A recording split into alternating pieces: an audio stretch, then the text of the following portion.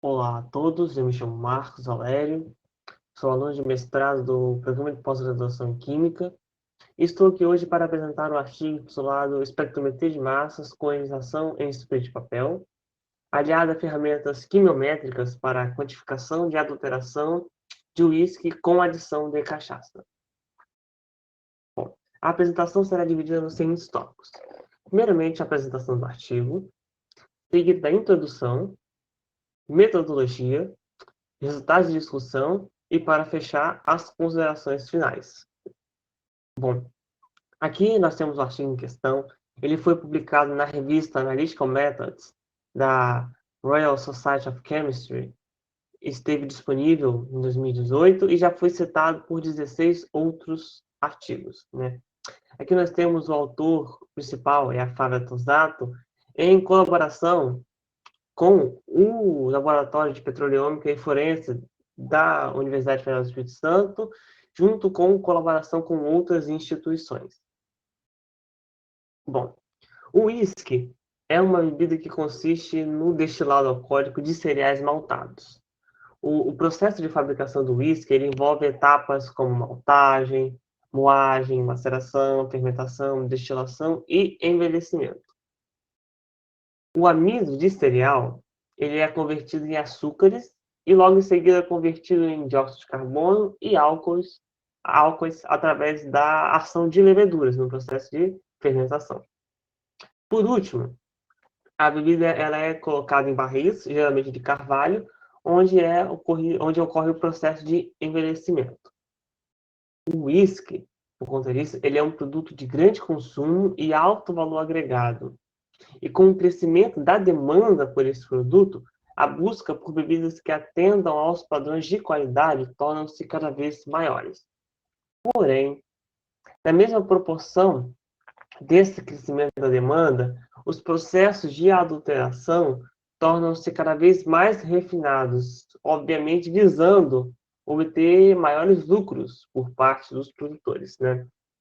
E nas falsificações de bebidas alcoólicas, elas ocorrem principalmente com as de maior valor agregado, sendo feito geralmente pela mistura com álcool, pode ser álcool de cereal ou não potável, água, aroma e corantes, ou por diluição com outras bebidas alcoólicas autênticas, como a cachaça.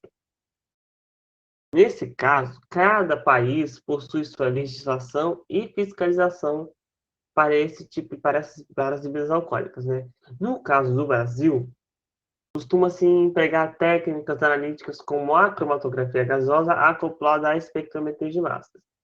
Porém, a literatura traz que outros métodos já foram aplicados para esse propósito, como a fluorescência de raio-x, ressonância magnética nuclear, espectroscopia UV-vis, infravermelho, Raman, cromatografia líquida acoplada à espectrometria de massas, eletroforese capilar, a espectrometria de massas em si com fonte de eletrospray, fonte de ionização por eletrospray de dessorção, a fonte paper spray, a fonte MALD com analisador TOF, né? Então, os objetivos dos autores nesse trabalho foram avaliar a adulteração de uma amostra típica de uísque original pela adição de cachaça, utilizando a técnica de paper spray, no modo de ionização positivo e negativo, combinada com ferramentas quimiométricas como a análise de componentes principais e mínimos quadrados.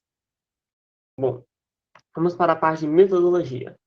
Os materiais e reagentes utilizados foram dois tipos de bebidas.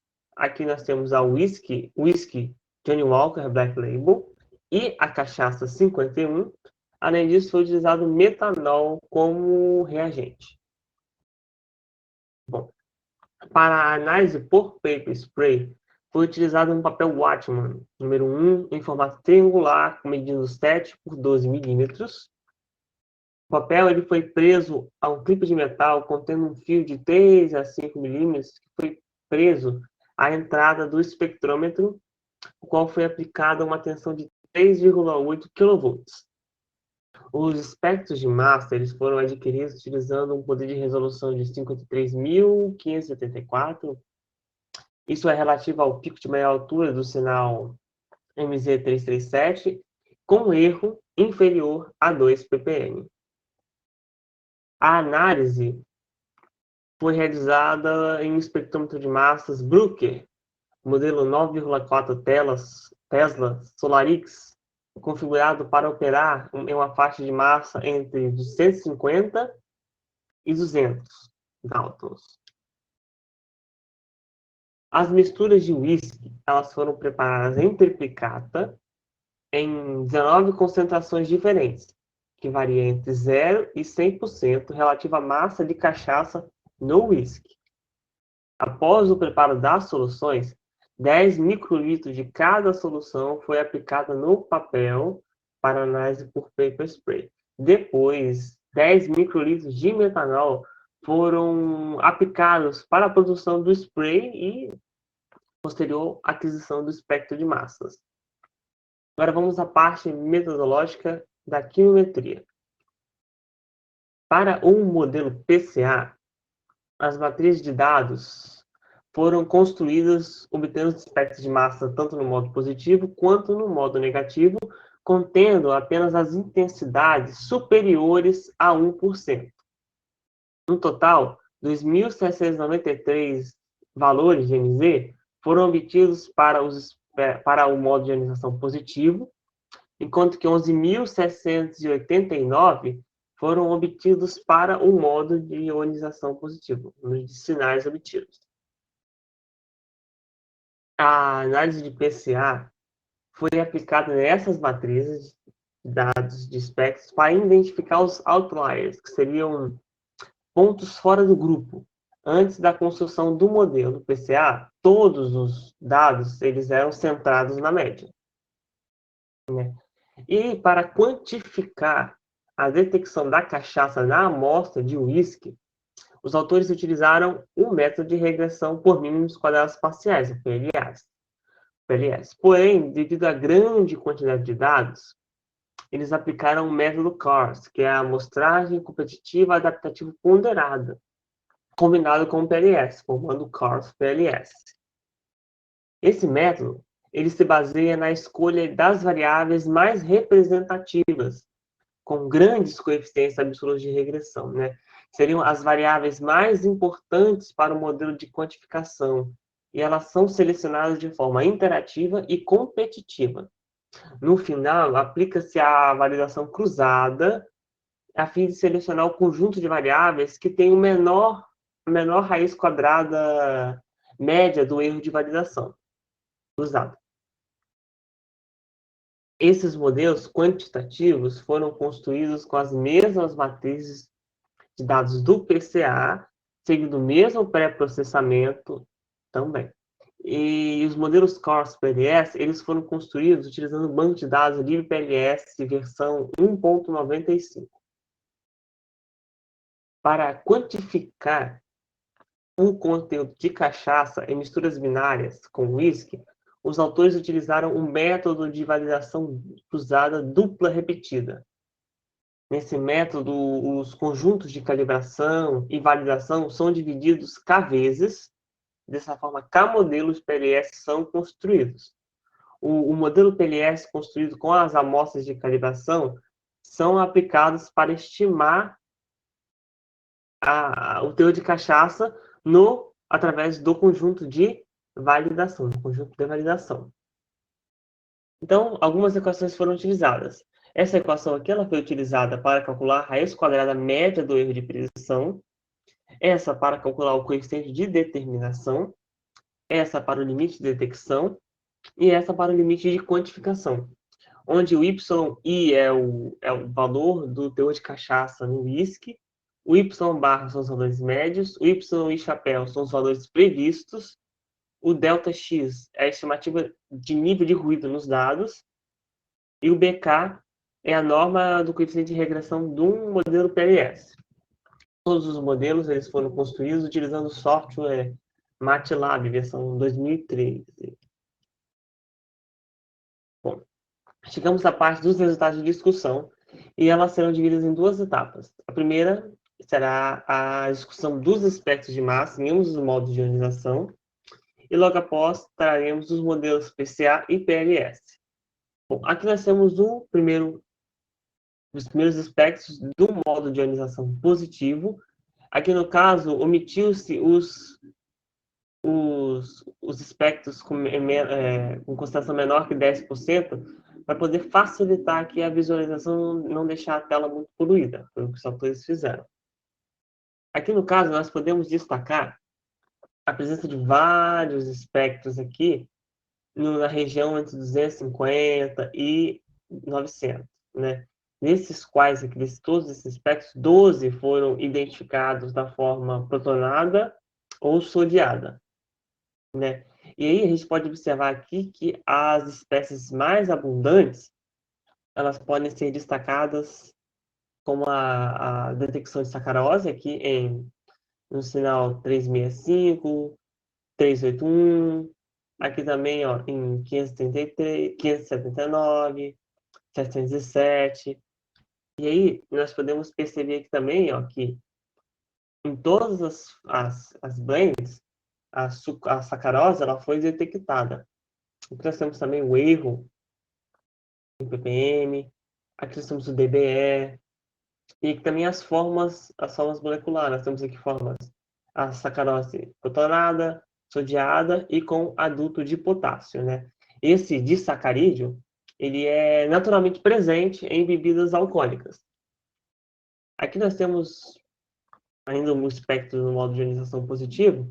Se nós dermos um zoom aqui nessa região, nós podemos perceber aqui uma vasta presença de sinais entre 200 e 380, né? Esse resultado, ele acaba corroborando com a literatura em que amostras com uísque falsificado têm uma concentração maior de açúcares. E olha só que interessante. À medida que a gente aumenta a concentração de cachaça, aumenta-se também a intensidade dos sinais, aqui do sinal 707, o 533, e aqui também o 365 e o 381, que correspondem também aos disacarídeos, a sacarose, né? Então, aqui, à medida que aumenta-se a concentração de cachaça, aumenta-se também aqui a concentração de açúcares. Vale lembrar aqui que, se a gente observar nessa região, que a gente deu um zoom antes, os sinais na faixa de 200 a 250, observando aqui, ó, à medida que a gente aumenta a concentração de cachaça, eles foram suprimidos. Agora, olhando os espectros do modo de ionização negativo. Esse modo, ele é muito importante porque ele ioniza seletivamente os compostos ácidos e espécies fenólicas, que prioriza os principais marcadores químicos presentes em bebidas envelhecidas, né? Aqui também nós podemos dar um zoom nessa região aqui, ó, entre 200 e 340, a presença de vários sinais. E se nós observarmos aqui, à medida que a concentração de cachaça aumenta, nós temos uma diminuição dos sinais nessa região aqui de 200 a 350, como a gente colocou aqui marcado. Isso mostra que nós temos uma redução dos marcadores de envelhecimento à medida que tem-se menos uísque e mais cachaça. Destacado aqui, ó, é notável que os sinais dessa região eles acabam sendo suprimidos à medida que aumenta-se a concentração de cachaça, né? E aqui, dentre esses sinais de menor massa molecular, nós temos o ácido pentanóico, palmitoleico, palmítico, oleico e o esteárico. Aqui, por exemplo, entre vários compostos encontrados no espectro, no modo de ionização negativo, destaco aqui o ácido palmitoleico, que a partir de 20% de cachaça ele não foi mais detectado, e o ácido esteárico aqui também, que a partir de 10% ele também não foi mais detectado. Bom, agora eu vou tratar dos resultados quimiométricos. Então, para distinguir as amostras de uísque com diferentes teores de cachaça, foram construídos dois modelos para os dados do Paper Spray, e no qual três componentes principais foram necessários para descrever a variância total de dados. Para o modo de ionização positivo, os modelos conseguiram descrever 76% da variância, enquanto que para o modo de ionização negativo, 79% foi descrito. Aqui nós temos o modelo do PCA para o modo de ionização negativa. Observa-se aqui que os scores da região PC1, do PC1 e PC3, eles são decisivos para evidenciar o grau de adulteração. Traçamos aqui uma linha, ó. Observa-se aqui, ó, traçando uma linha aqui, que à medida, quando se aumenta o teor de cachaça, as misturas elas passam do quadrante negativo para o quadrante positivo, aqui, por exemplo, do score no componente 1. Aqui nós temos também, ó, os pontos com a maior concentração de cachaça no quadrante positivo, e aqui as variáveis com a menor concentração de cachaça no quadrante negativo. O mesmo comportamento pode ser observado aqui, um análogo, né? Aqui no caso, no componente 2, os compostos com maior os pontos com maior concentração de cachaça estão no quadrante negativo, enquanto que os menores aqui no quadrante positivo. No entanto, no modo de ionização negativo, não é possível observar tão bem quanto no positivo, porque as misturas elas estão mais dispersas aqui no espaço das três componentes. Aqui nós temos aqui os gráficos de loadings para as três componentes, para o modo de ionização positivo e negativo. Observa aqui que, para o modo de ionização positivo, os sinais que mais contribuíram para a composição do modelo estão numa faixa de 250 e 750 Daltons, enquanto que para o modo de ionização negativo, os valores de MZ estão entre 250 e 500 Daltons, ou seja, uma faixa mais estreita, justamente porque no modo de ionização negativo foi-se discriminado melhor os compostos de menor massa molecular, justamente os marcadores de envelhecimento. Esses compostos aqui no caso, eles correspondem a monômeros, dímeros, trímeros de açúcares, e também algumas espécies ácidas e fenólicas, como foi apresentado anteriormente na análise dos espectros, né? Dois modelos de calibração multivariada, CARS-PLS, foram construídos para os modos de ionização positivo e negativo, utilizando 7 e 8 variáveis latentes, respectivamente. As variáveis selecionadas para esse modelo exibem uma grande faixa de valores de MZ, entre 200 e 900, sendo, portanto, utilizadas para a construção do modelo PLS. Aqui nós temos a região de interesse para a construção do modelo PLS a partir aqui no modo de ionização positivo e no modo de ionização negativo. Essas retas pontilhadas aqui, elas mostram as variáveis selecionadas para a construção do modelo. Então, observa-se aqui que elas pegaram uma grande região de interesse em ambos os modelos. Então, tá. Foram também modeladas curvas de calibração para a quantificação da cachaça na mistura com o uísque. Também as suas figuras de mérito, como o erro de predição, coeficiente de determinação, o limite de detecção e limite de quantificação, cujas equações foram apresentadas lá na seção de metodologia. Observando aqui, nós podemos perceber que uma melhor precisão foi observada para o modo de ionização positiva.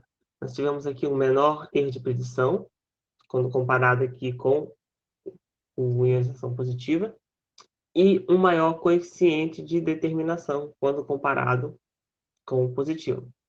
Já o limite de detecção e limite de quantificação foram bem próximos para ambos os modelos. Ou seja, uma melhor precisão foi observada aqui para o modo de ionização negativa, justamente pelo erro de predição ser menor e o coeficiente de determinação ser maior. Mas aí, por que isso acontece, né? Então, o maior coeficiente de determinação e menor erro de predição encontrado no modo de organização negativo, os autores dizem que pode ser atribuído ao maior número de variáveis presentes na construção da matriz de dados. Conforme a gente disse anteriormente, o modelo de organização positivo apresentou 11.000 variáveis, enquanto que o positivo, 2.700. Né? Isso serve para discriminar melhor o comportamento do modelo PLS. Então, os elevados valores de limite de detecção também, eles acabaram sendo um problema aqui no modelo, né?